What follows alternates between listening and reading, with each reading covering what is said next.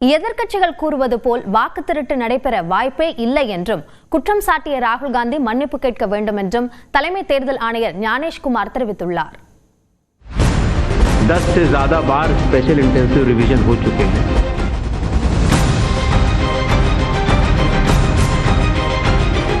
பீகாரில் சிறப்பு தீவிர வாக்காளர் பட்டியலில் பல்வேறு நிபந்தனைகள் விதித்ததற்கும் 65 லட்சம் வாக்காளர்கள் நீக்கப்பட்டதற்கும் எதிர்க்கட்சிகள் கடும் எதிர்ப்பு தெரிவித்து வருகின்றன. தேர்தல் ஆணையத்தை கண்டித்து பீகார் மாநிலத்தில் பேரணியை தொடங்கியுள்ளார் ராகுல் காந்தி. இந்நிலையில் டெல்லியில் செய்தியாளர்களை சந்தித்த தலைமை தேர்தல் ஆணையர் ஞானேஷ்குமார் பீகாரில் நடந்ததை போன்று சிறப்பு தீவிர வாக்காளர் திருத்த பணி இதுவரை 10க்கும் மேற்பட்ட முறை நடத்தப்பட்டுள்ளதாக கூறினார். जब पिछले 20 सालों से इंटेंसिव रिवीजन नहीं हुआ, हालांकि पहले होते थे, अभी तक भारत में 10 से ज्यादा बार स्पेशल इंटेंसिव रिवीजन हो चुके हैं. 2003க்கு முன்னர் முறையான இணையதளம் உள்ளிட்ட தொழில்நுட்ப வசதிகள் இல்லாததே ஒன்றுக்கும் மேற்பட்ட வாக்காளர் புகைப்பட அடையாள அட்டை அதிகரிக்க காரணம் என்றார். लगभग ऐसे 3 लाख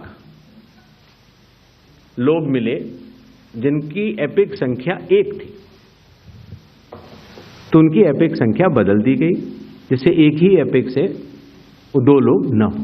முறையான வீடின்றி பாலங்களுக்கு அடியிலும் அங்கீகரிக்கப்படாத பகுதிகளில் வசிக்கும் மக்களையும் தேர்தல் ஆணையம் கைவிடுவதில்லை என்றும் அவர்களுக்காக ஒதுக்கப்பட்ட வாக்காளர் அடையாள அட்டையில் 0 என இருப்பிட எண் குறிப்பிடப்பட்டுள்ளதாக கூறினார். लोक प्रतिनिधित्व कानून में जो सबके लिए बराबर है, मेरे लिए भी है, आपके लिए भी है और किसी भी सांसद के लिए भी है और किसी भी एमएलए जी के लिए भी है. வாக்கு திருட்டுக்கு வாய்ப்பே இல்லை என்றும் இது பற்றி புகார் கூறியோர் 7 நாட்களுக்குள் பிரமாண பத்திரம் தாக்கல் செய்ய வேண்டும் அல்லது மன்னிப்பு கோர வேண்டும் என ராகுல் காந்தியின் பெயரை குறிப்பிடாமல் கூறினார்.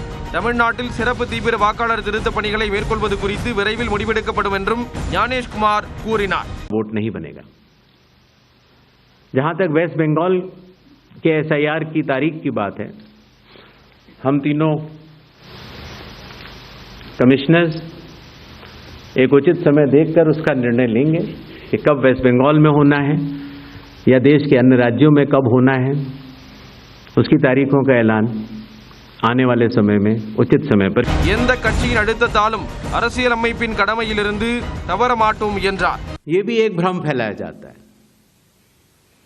आप लोग मुझे बताएं कि चुनाव से पहले मतदाता सूची शुद्ध करनी चाहिए या चुनाव के बाद. வாக்காளர் பட்டியல் திருத்தத்தில் சிலர் தேவையில்லாத குழப்பத்தை ஏற்படுத்தி மக்களை தவறாக வழிநடத்துவதாக தலைமை தேர்தல் ஆணையர் கூறினார்.